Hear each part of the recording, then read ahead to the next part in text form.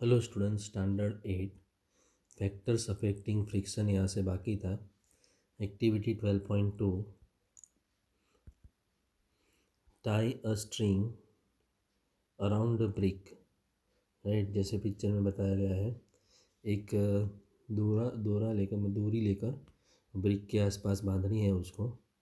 Pull the brick by a spring balance, फिर उसको spring balance से खींचना है। Right, figure 12.3 you need to apply some force. बराबर, तो 12.3 में बताया गया है उसको थोड़ा फोर्स अप्लाई करना ज़रूरी है। Note down the reading on the spring balance. Right, तो स्प्रिंग बैलेंस पर जो रीडिंग है उसको आप नोट डाउन कीजिए। When the brick just begins to move. Right, तो ब्रिक जरा भी हिलने का स्टार्ट कर रही है तो आपको उसका रीडिंग नोट डाउन करना है। It gives you a measure of the force of friction between the surface of the brick and the floor. Right, तो ये जो रीडिंग आपको मिलेगा वो measure of the force of friction बताएगा आपको। तो वो फोर्स ऑफ फ्रिक्शन किसके बीच में होगा? Surface of the brick and the floor. Right, brick के सरफेस और फ्लोर के सरफेस के बीच में जो फोर्स ऑफ फ्रिक्शन है उसका मेजर आपको ये बताएगा। Brick is being pulled bye spring balance. Right, picture ये बता रहा है कि ब्रिक को स्प्रिंग बैलेंस से खींचा जा रहा है। Now wrap a piece of polythene around the brick.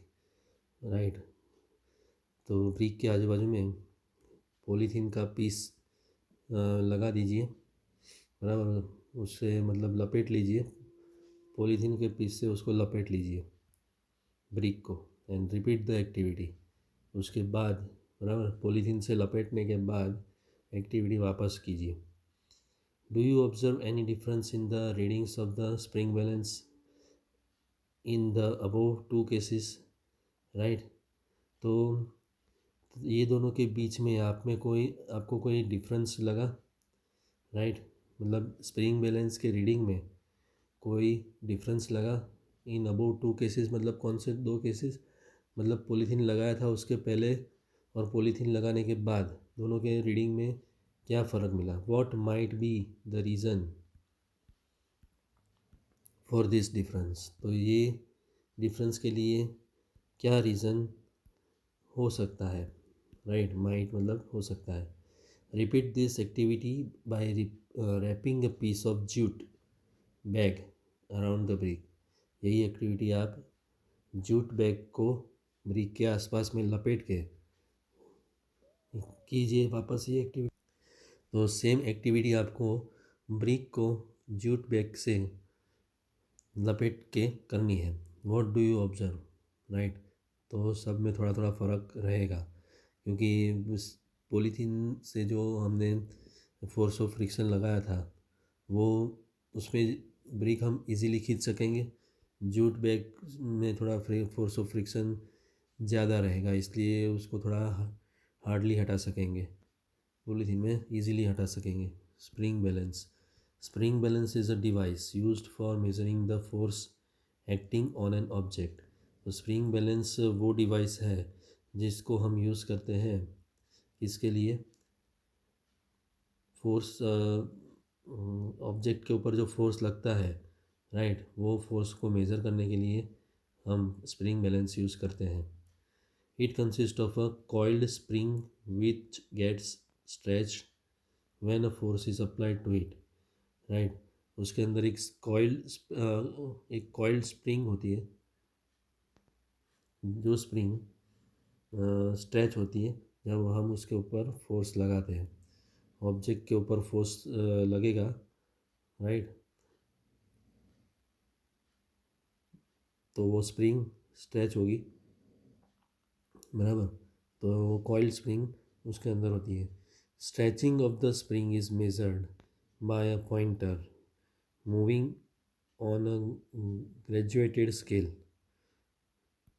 तो स्प्रिंग का खिंचाव मेज़र होता है एक पॉइंटर के द्वारा। Right, moving on graduated scale, scale के ऊपर मूव करता है वो पॉइंटर, राइट। यहाँ पर बताया है, स्केल बताया है और ये पॉइंटर भी बताया गया है। ये स्केल के ऊपर ये पॉइंटर बताया गया है, ओके। तो वो पॉइंटर क्या करता है, पॉइंटर से stretching of the spring measure होता है, बराबर। पॉइंटर के द्वारा stretching of the spring measure होता है, जो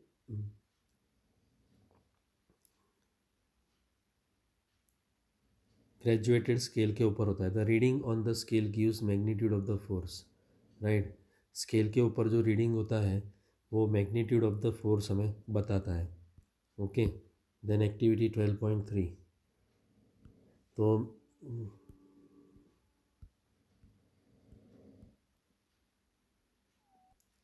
make an inclined plane on a smooth floor और ऑन अ टेबल।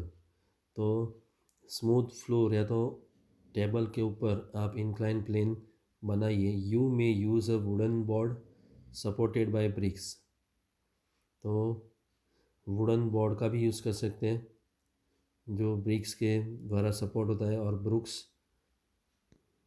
फिगर में बताया गया है,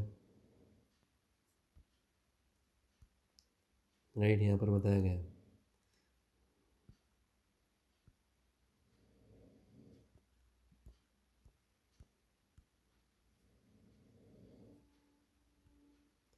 Put a mark when a pen at any point A on the inclined plane, right.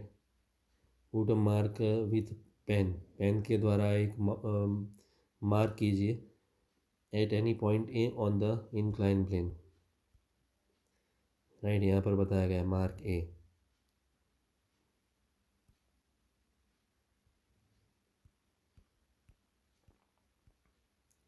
Now let a pencil cell move down from this point, फिर वहाँ से pencil cell घबराना है। How far does it move on the table before coming to rest, right. तो rest पर आने से पहले वो कितना दूर तक वो मूव करता है। Note down the distance, distance आप मेज़र कीजिए।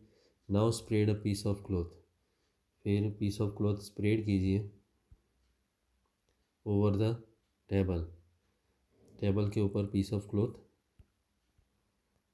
स्प्रेड कीजिए। नीचे बताया गया है पीस ऑफ क्लॉथ स्प्रेड किया हुआ है।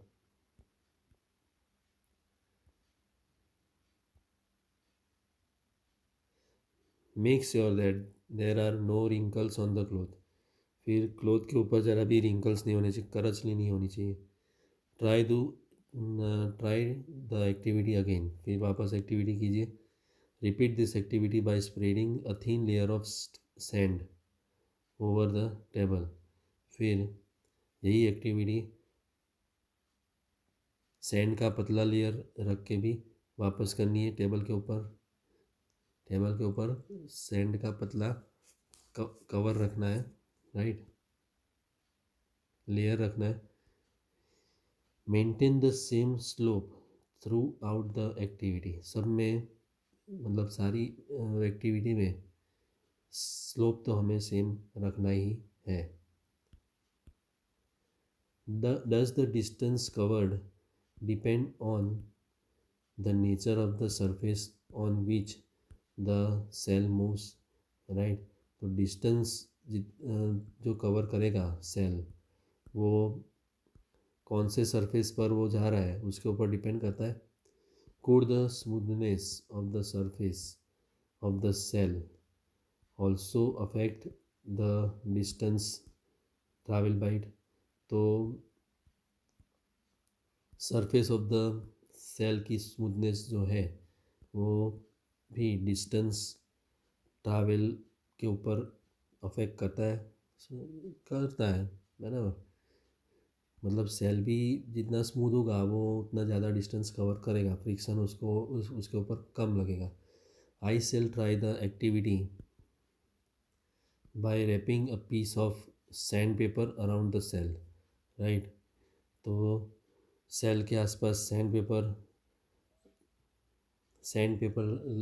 लपेट के भी ये एक्टिविटी में ट्राई करूँगा।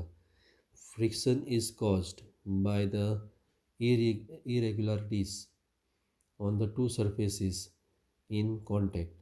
राइट, तो फ्रिक्शन जो है वो दो सरफेसेस के बीच में जो इनरेगुलरिटीज़ है, राइट, दो सरफेसेस के कांटेक्ट के बीच में जो इरेगुलरिटी है उसकी वजह से भी फ्रिक्शन कॉज होता है।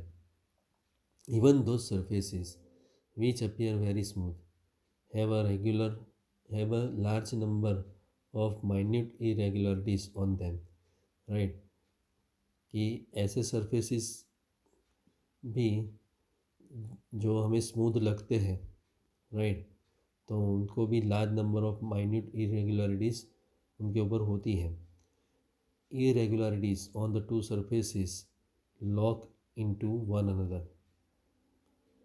दो सरफेसेस के ऊपर जो irregularities होती है वो एक दूसरे के अंदर लॉक हो जाती है।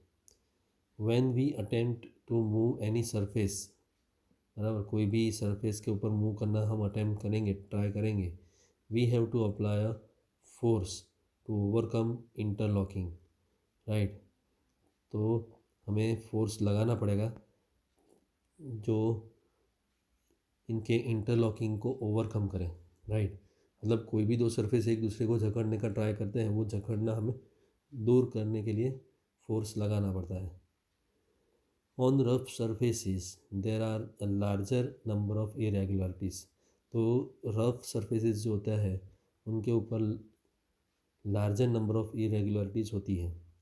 So the force of friction is greater. Right, तो रफ सरफेसेस के ऊपर फोर्स ऑफ फ्रिक्शन ज़्यादा होता है। If rough surface is involve, अगर रफ सरफेस इन्वॉल्व है तो फोर्स ऑफ फ्रिक्शन उसके अंदर ज़्यादा होगा। Okay, surface of book, surface of table, बराबर, तो यहाँ नीचे सरफेस ऑफ बुक बताया है और उसके नीचे सरफेस ऑफ टेबल बताया गया है।